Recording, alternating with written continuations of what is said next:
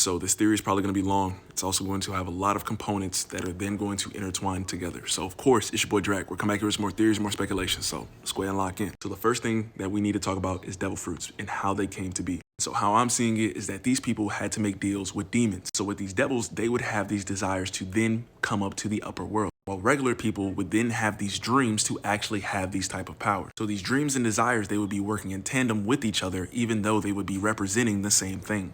And so then after these people then die, after they have gained these powers, because the demon has now been able to come up to the upper world, however, they need another host because these people are used as husk for these demons in exchange for you using their powers. So then Oda uses the bright idea of putting them into then fruits, which is why they are called, of course, devil fruits.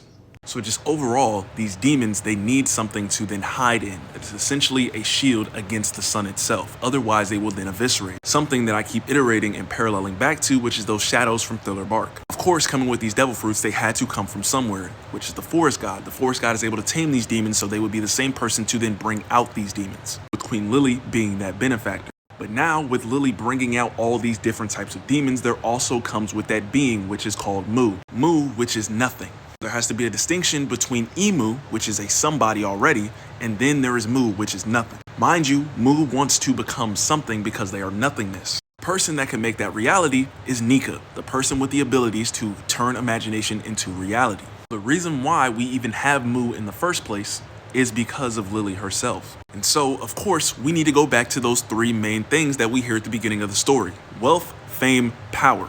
These are all things that Imu did want and that they did achieve, but that would be through Mu. Because since Mu was nothing, they would then want to access something that is able to make them something, which would be Imu's body. So Imu was somebody that was then tainted by this nothingness. Then we also need to move on to the plan that, of course, Imu has then enacted with the 20 kings. And so these 19 kings, they would be okay with becoming nothing. They accepted the void. However, Lily would be this person that does not accept being with the void. They wanted to remain something. However, I feel that Lily felt bad for then releasing these said demons, including Mu. They sacrificed themselves by then accepting the void. By accepting this void, they are then taking over this body, that which is Lily. So the person Imu is our original rain god.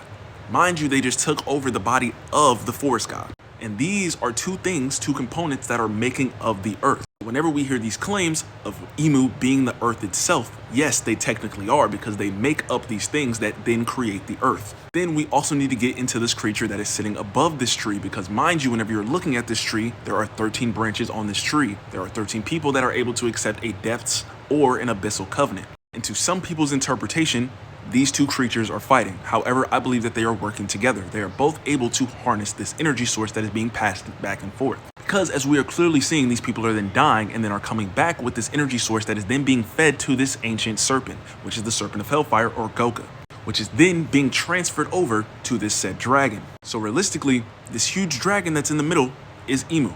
Mind you, whichever interpretation you would like to use, there's breath within the void, or an emptiness, which is, mind you, just Mu. They already said that they are nothingness. So within that breath, there is nothing. Mu. Now, as we already know, there are really no neuronas that we can really rely on for more information about Imu themselves. Why would this be the scenario? Because Imu killed off all of them, except the one that we believe that got away, which is Nami. Now, a main point that Oda has been giving us throughout the entirety of the story is that knowledge needs to keep getting passed on. However, if that stops, then we start forgetting things. If Imu wipes out everybody that does know some information about them, then that access point is then cut off. We need to get on to deeper things, which is, of course, those covenants that come alongside the Holy Knights and the Gorosei members. All of them relate to something with the sea. Of course, with this emptiness, this void, that would be something that is relating to the abyss entirely, or that version of Davy Jones's locker. And so with these abilities that you get from these covenants, there's something that is related to a demon, immortality, this great strength.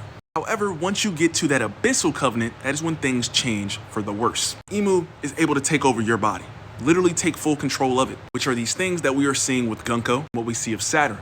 Mind you, during the time of the possession that we are seeing of Saturn during the time of God Valley, it would only be disrupted through memories, in which nobody knows Saturn because they're all dead. However, from what we are seeing with Gunko, there are people that do still remain that actually know about her, in which whenever we are then seeing Brooke actually talk to her, that disruption is then happening because she is remembering something that involves strong emotion. So then, if emo is allowing for you to have this abyssal covenant, allowing for them to then gain control of your body, they need to make sure that every single person that does know about you or anything related to you is gone, erased, or essentially nothing, just like themselves. Because if nothing knows you, then what can defeat you? Hopefully everybody's tracking what I'm putting down. So of course, it's your boy Drac, and I'm gonna catch you in the next one. Message.